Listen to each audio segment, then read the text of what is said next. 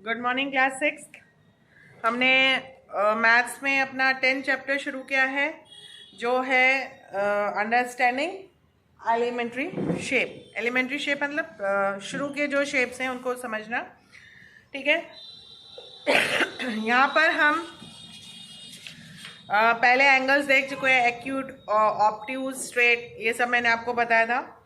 यहाँ पर और आगे पढ़ते हैं काइंड्स ऑफ एंगल्स के बारे में। ठीक है, काइंड्स ऑफ एंगल्स बहुत कुछ हमने पढ़ चुका है, पर आप और एक बार ध्यान से सुन लीजिए। यहाँ पर ये एक रे हमारी, ठीक है। अब ये जो रे है, मान लीजिए एक और रे, अगर ये रे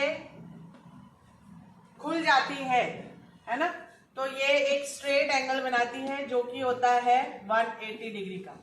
ये हो गया स्ट्रेट एंगल।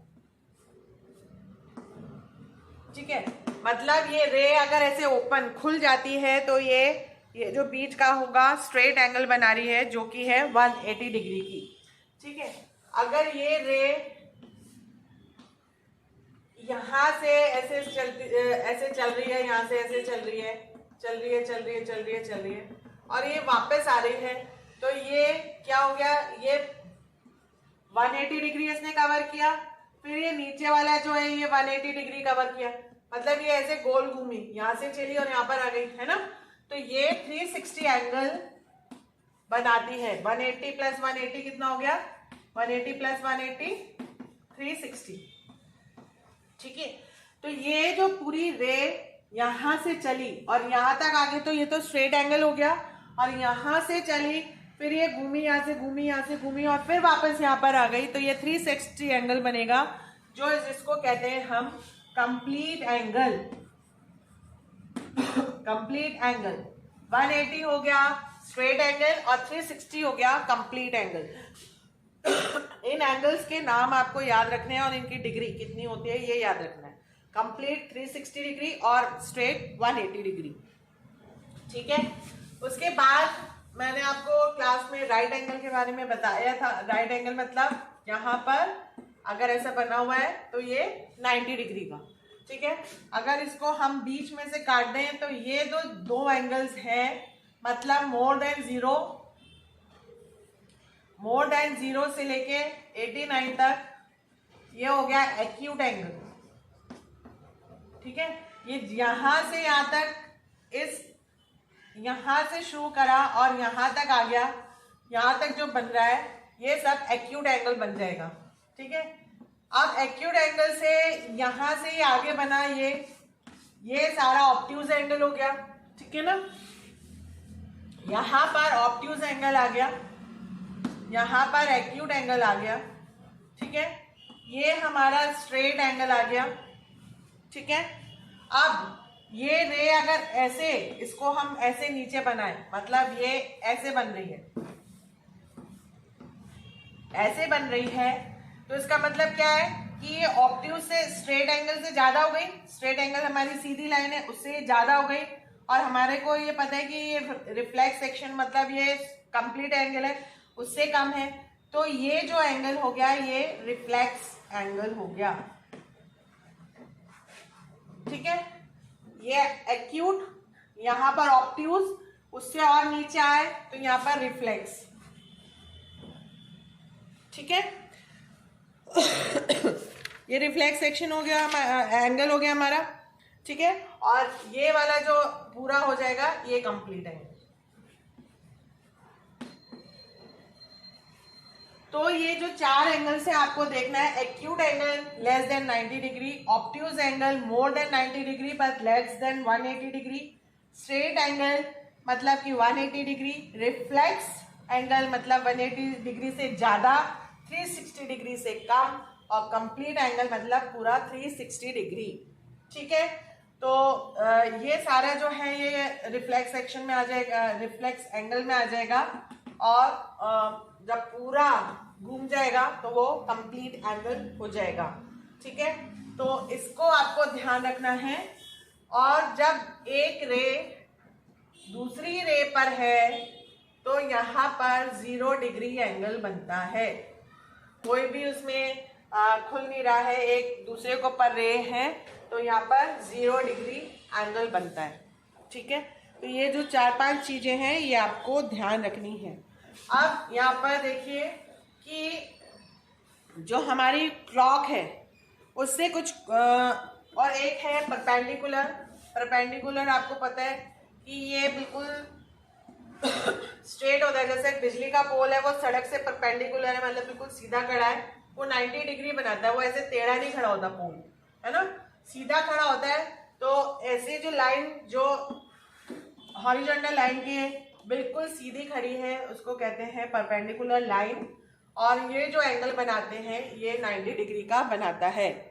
ठीक है, तो ये चीज को आपको ध्यान रखना है, इस वीडियो को आपको बार बार देख के पता रखना है, याद करना है, लिखना है कि कंप्लीट एंगल क्या है, 90 डिग्री क्या है, 180 डिग्री क्या है। ठीक है, अब यहाँ पर घड़ी के बेस से कुछ एंगल्स बनाए हुए हैं।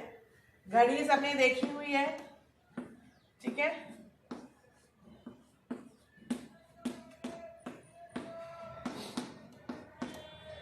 ठीक है। अब यहाँ पर आप पेज नंबर 206 पर अगर मैं कुछ बोल रही हूँ तो उसको आप बुक खोलिए और उसमें देखिए। फर्स्ट एग्जाम्पल है, what fraction of a revolution clockwise does the hour hand of a clock turn through when it goes from. यहाँ पे फर्स्ट में लिखा है फ्रॉम, फ्रॉम मतलब 4 to 7, 4 से 7 पे जा रही है सुई, और सेकंड है 2 to 11। ठीक है, अब 4 आज जो क्लॉक है वो 4 पर है, ये जो मिनट बड़ी वाली है उसको हमें नहीं देखना है, ये जो है ये फ्रॉम लिखा हुआ है तो मतलब 4 से शुरू हो रही है और ये कहाँ जा रही है, ये यहाँ पर आ गई, डॉट से हम इसको रिप्रेजेंट करेंगे कि ये 7 पर आ गई। ठीक है, तो इसने कितने रिवॉल्यूशन करे, कितनी बार घूमा, अगर हम इस घड़ी को डिवाइड करें तो 4 भाग में डिवाइड हो जाएगी, ये 2, ये 2 और ये 2, है ना, ये देख रहे हो आप, ये 4 पार्ट में ये घड़ी डिवाइड हो गई। ठीक है, अब हमारे को क्वेश्चन क्या है कि ये 4 से 7 पे चली, 4 से 7 पे चली मतलब इसने एक रेवोल्यूशन किया, एक रेवोल्यूशन मतलब ये मान लो 4 भाग में इसने डिवाइड, क्लॉक 4 भाग में डिवाइड है। ठीक है, तो ये 4 to 7 यहाँ पर चली, तो ये 1 रेवोल्यूशन हो गया, मतलब 1/4, ये टोटल 4 है उसमें से एक भाग तक ये जो सुई है वो चली, तो 1/4 हो गया, है ना, और यहाँ पे एंगल अगर हम नापे तो ये 90 डिग्री का बनेगा। ठीक है, उसके बाद 2 to 11 आपको ये इमेजिन करना है, ये सारा आप इसको नाप भी सकते हैं। अब ये घड़ी हमारी 2 पर है, 2 से चल रही 11 पे, तो पहले ऐसे ऐसे चलेगी वो, है ना, ये चली, अब ये यहाँ पर क्या आ गई, 11 पे आ गई, इसको भी हम डॉट से रिप्रेजेंट कर देते हैं। ठीक है, ये ऐसे पूरी घूम के, ऐसे घूमती है ना क्लॉक, ऐसे घूम के 11 पर आ गई। तो अब ये हमने इसको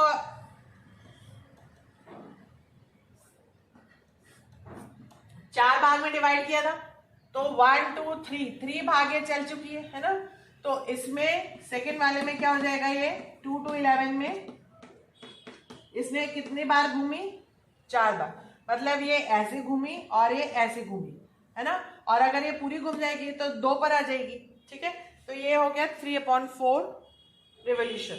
और हाफ अगर होगा रिवॉल्यूशन, हाफ मतलब इस क्लॉक को अगर हम हाफ बांट दें, हाफ बांट सकते हैं क्लॉक को, है ना, तो अगर पूछे कि 1 बजे से चल के वो हाफ कितना चलेगी, तो बिल्कुल स्ट्रेट लाइन बन जाएगी 180 डिग्री की 7 पर, तो 7 पर आ जाएगी वो। ठीक है, तो इस तरीके से आपको ये क्लॉक वाले जो सम हैं वो करने हैं। ठीक है, तो यहाँ पर 10.3 एक्सरसाइज हमारी है, वही ए पार्ट आपको सबको अपनी कॉपी में करना है, और हर पार्ट पर आपको वॉच बनानी, घड़ी बनानी है। छोटी सी घड़ी पेंसिल से बनाएंगे, पेन से नहीं बनाएंगे, जिससे अगर खराब हो जाए तो उसको काटना ना पड़े। तो क्या है, an angle formed by 2 opposite ray is called, two opposite ray से जो एंगल बन रहा है ये कौन सा एंगल हो जाएगा? Straight angle. ठीक है, ये ए पार्ट कर रहे हैं हम फर्स्ट क्वेश्चन। ठीक है, तो टू रे अपोजिट साइड जो बनेगी रे की वो 180 डिग्री मतलब स्ट्रेट एंगल। ठीक है, उसके बाद if the initial and final position of a ray coincide without making any rotation the angle form is, मतलब एक रे दूसरी रे पर आ रही है विदाउट कोई भी उसमें मूवमेंट नहीं है तो 0 डिग्री बनेगा, 0 डिग्री एंगल। ठीक है, an angle which is greater than 0 degree but less than right angle, ये आपको सबको पता होना चाहिए और मैं बता चुकी हूँ। तो ये वाला हो गया acute angle. An angle which is greater than right angle but less than straight angle, ये हम डिस्कस कर चुके हैं। ये स्ट्रेट एंगल से कम और राइट एंगल से ज्यादा, तो यहाँ पर ऑब्ट्यूज एंगल आ जाता है। क्वेश्चन को पढ़ना है आपको। ठीक है, उसके बाद if two lines are perpendicular to each other then the angles between them is, अगर एक लाइन एक दूसरे से परपेंडिकुलर है तो 90 डिग्री का एंगल बनता है। इसका आंसर होगा फिफ्थ का first. Measure of a reflex action angle is more than 180 degree but less than 360 degree, ये मैंने आपको बताया था। The number of right angles turn through by hour clock hand of a clock when it is goes from 5 to 8। यहाँ पर आपको question जो दिया है उसके अकॉर्डिंग घड़ी बनानी है। ठीक है, 5 से वो 8 पर जा रहा है। ठीक है, तो क्या कितना रोटेशन कर रहा है वो, कितनी बार घूमी वो? एक बार, है ना। अगर हम इसको 4 बार में कर रहे हैं तो ये 5 से 8 एक बार घूमी, तो यहाँ पर इसका आंसर आ गया 1। अब जो बी वाला है ये आपको अपनी कॉपी में ऐसे लिखना है। इसकी पीडीएफ नहीं बनाई है मैंने, ये सिंपल है। आप इसके जैसे 42 है तो आप इसको बता सकते हैं कि ये एक्यूट एंगल है, 92 है तो ये ऑब्ट्यूज एंगल है, 179 है तो क्या हो गया ये ऑब्ट्यूज एंगल, 205 है, 205 को हम लिखेंगे रिफ्लेक्स सेक्शन, रिफ्लेक्स एंगल। ठीक है, for 205 we will write reflex angle. ठीक है, बाकी आप अपना जो है वो देखेंगे कि कौन सा एंगल एक्यूट एंगल है, कौन सा ऑब्ट्यूज और कौन सा रिफ्लेक्स है और कौन सा कंप्लीट है। ठीक है, तो ये मेरे ख्याल से इजी है, आपको दिक्कत नहीं आएगी। फिर सेकेंड वाला है, यहाँ पर आपको मेजर करना है और उसको आपको बताना है कि देख के भी आप बता सकते हो कि ये राइट एंगल है या ऑब्ट्यूज एंगल है या एक्यूट एंगल है। ठीक है, उसके बाद थर्ड वाला है, from fraction of a revolution clockwise does the hour hand of a clock turn through when it does goes from. मैं आपको एक बता रही हूँ, बाकी आप खुद करने की कोशिश करेंगे। रफ कॉपी में पहले घड़ी बनाएंगे और फिर उसको करेंगे। ठीक है, थर्ड वाले का फर्स्ट 4 to 10। ठीक है, आपने घड़ी बनाई, हर में आपको पेंसिल से घड़ी बनानी है 1 2 4 5 7 8 10 और 11। ठीक है, अब यहाँ पे क्या बोल रहे हैं, फ्रॉम मतलब 4 से चल रही है घड़ी, कहाँ पे चल रही है, 2 के भाग में डिवाइड कर लो। ठीक है, तो ये यहाँ से मतलब स्ट्रेट हो गई है, तो ये कितनी चली, हाफ रेवोल्यूशन हो गया। ये आधा चला ना, ये 1/4 2/4 और ये हाफ। ठीक है, तो ये हमारा हो गया हाफ रेवोल्यूशन। समझ में आ रहा है? आप घड़ी को ऐसे तो डिवाइड करेंगे ना 4 भाग में, ऐसे अगर हमें 4 भाग में डिवाइड करना है तो ये घड़ी 2 इसका 2 इसका ऐसे, ये 4 भाग में डिवाइड हो गई, है ना। ये हमने इसको थोड़ा सा टेढ़ा कर दिया। तो आपको थोड़ा सा अपना कॉन्सेप्ट क्लियर करना है कि क्या है, और ये देखना है कि घड़ी 4 से 10 पे जा रही है सुई, तो यहाँ से चली तो ये हाफ रेवोल्यूशन इसने करा। ठीक है, फिर सेकेंड वाला है 12 to 9। ठीक है, 12 to 9, 12 to 9 मतलब 12 बजे 12 पर है। अब ये यहाँ से ऐसे घूम रही है, यहाँ से घूमी और ये यहाँ 9 पर आई। ठीक है, तो मतलब ये हम डॉट लगा देंगे और ये यहाँ पर आ गई। ठीक है, इससे पता चलेगा कि हम ऐसे भी इसको शो कर देंगे, यहाँ पर आई है ये घूम के और ये यहाँ पर 9 पर आ गई। तो कितने रेवोल्यूशन हो गए? ये हो गए 3/4। 4 में से 3 पार्ट पर वो घूमी सुई। ठीक है, इस तरीके से ही आपको करना है। सब में यही है। एक बार अगर आपको समझ में आ जाता है तो बाकी सारे क्वेश्चंस आप इसको ऐसे ही करेंगे। ठीक है, तो आप इसको करते जाइए, और अगर कुछ समझ में नहीं आता है, अब जैसे एक क्वेश्चन हम करते हैं 6th वाला, 5th वाले में एक बार देखिए कि ये नॉर्थ साउथ ईस्ट वेस्ट है ना, ये डायरेक्शन के ऊपर है। तो west and make 1/4 of a revolution clockwise. Clockwise मतलब घड़ी हमारी ऐसी चलती है। ठीक है, ये हो गई क्लॉकवाइज, और ऐसे चलती है तो मतलब एंटी क्लॉकवाइज। Anti clockwise. ठीक है, यहां पर क्या है, what direction you will you face if you start facing.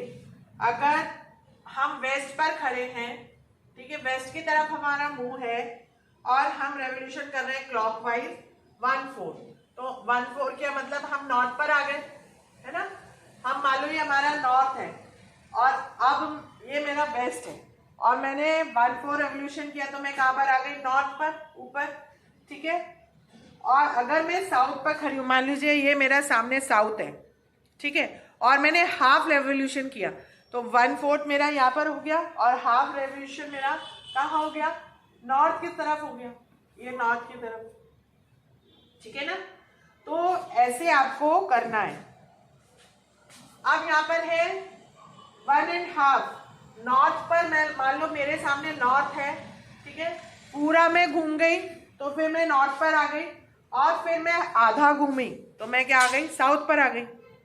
ठीक है ना, तो ऐसे आपको ये इमेजिन करके करना है। ठीक है, अब यहाँ पर 8th वाला हम करें।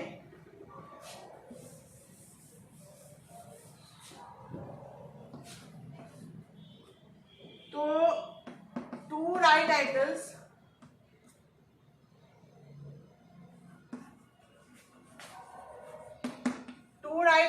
मतलब 90 degree plus 90 degree equal to 180 degree.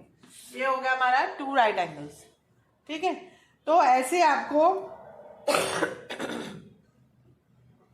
ये वाले क्वेश्चंस करने हैं। इजी हैं, इसमें कोई डिफिकल्टी नहीं होनी चाहिए, और अगर आपको कोई लगता है तो आप फिर मुझसे फ़ोन करके पूछ सकते हैं। ठीक है, और क्वेश्चन सारे करने हैं, आपको कॉपी में करने हैं। हर क्वेश्चन के साथ आपको क्लॉक बनानी है जिससे कि आपके कॉन्सेप्ट्स क्लियर रहें। ठीक है, हैव अ नाइस डे।